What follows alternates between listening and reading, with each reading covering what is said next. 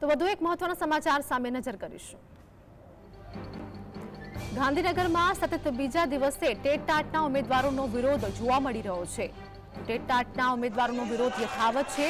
સ્વર્ણિમ સંકુલ પાસે આંદોલનકારીઓની અટકાયત કરવામાં આવી છે। ગાંધીનગરની વાત કરીએ કે બેનર સાથે વિરોધ કરતા પ્રદર્શનકારીઓની અટકાયત કરવામાં આવી છે, જેમાં ટેટ ટાટના ઉમેદવારોએ ગાંધીનગરના સેન્ટ્રલ વિસ્ટા ગાર્ડન ખાતે વિરોધ કર્યો હતો। કાયમી શિક્ષક ભરતીની માંગ સાથે ઉમેદવારોનું વિરોધ પ્રદર્શન હાલ યથાવત જોવા મળ્યું છે। તો 5 સપ્ટેમ્બર 2023ના રોજ પ્રથમ વખત ગાંધીનગર પહોંચ્યા હતા। અમિત ચાવડાની આગેવાનીમાં સત્યાગ્રહ છાવણી પર પ્રતિક ધરણા પણ કર્યા હતા। વિદ્યા સમીક્ષા કેન્દ્ર ખાતે અનેક વખત પહોંચીને તેઓએ ધરણા કર્યા છે।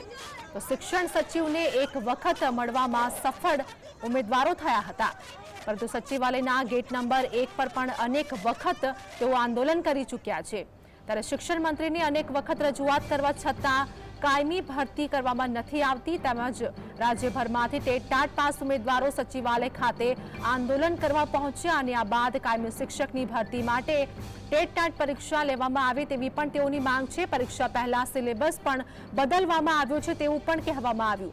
તો મેરિટ જાહેર થયા બાદ શિક્ષણ મંત્રી કાયમી ભરતીના વચનથી ફરી ગયા છે। વિધાનસભા ચૂંટણી પૂર્ણ થયા બાદ કરાર આધારિત ભરતીની જાહેરાત કરી હતી।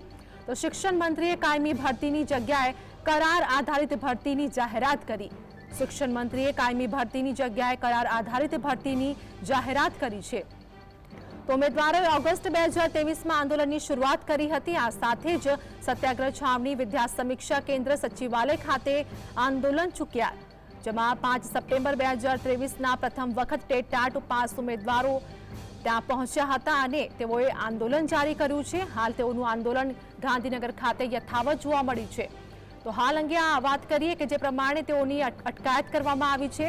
ગાંધીનગરની અંદર સેન્ટ્રલ વિસ્ટા ગાર્ડન પાસે તેઓએ આંદોલન જારી કર્યું અને સતત 2 દિવસથી તેઓનું આંદોલન યથાવત જોવા મળી રહ્યું છે।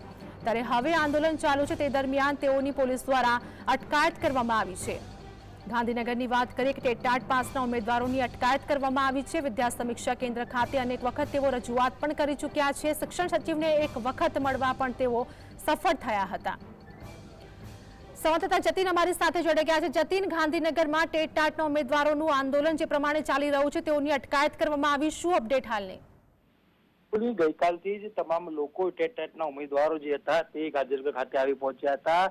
મોટી સંખ્યામાં તમામ ઉમેદવારો જે છે તે આવી ચૂક્યા છે અને ઉમેદવારો સરકારની સામે લડી મૂડવા છે। ગઈકાલે પ્રથમ દિવસ હતો અને આજરોજ બીજો દિવસ જે છે તે આંદોલન યથાવત જોવા મળી રહ્યું છે। તમામ ઉમેદવારોએ જીએસટી સાથે વાતચીત કરી હતી। તેઓ સ્પષ્ટપણે જણાવ્યું હતું કે આવનારા સમયમાં સરકાર દ્વારા યોગ્ય નિરાકરણ નહીં આવે તો સરકાર સામે આંદોલન જે છે તે યથાવત રહેશે। આજે બીજો દિવસ હતો આંદોલનનો, આવતીકાલે ત્રીજો દિવસ રહેશે। એમ કરી આગામી 7 દિવસ સુધી આંદોલન ચાલવાનું છે। જો સરકાર યોગ્ય નિરાકરણ નહીં આવે તો ઉપવાસ પર બેસવાની પણ ધમકી જે છે તે ઉચ્ચારી છે। જી જતીન, લોકસભાની ચૂંટણી પતી ગઈ છે તે બાદ નિર્ણય લેવાનું કહેવામાં આવ્યું હતું। તેઓની પણ તેઓ માંગ છે કે હવે લોકસભાની ચૂંટણી પતી ગઈ છે તો કેમ કોઈ નિર્ણય લેવામાં નથી આવતો?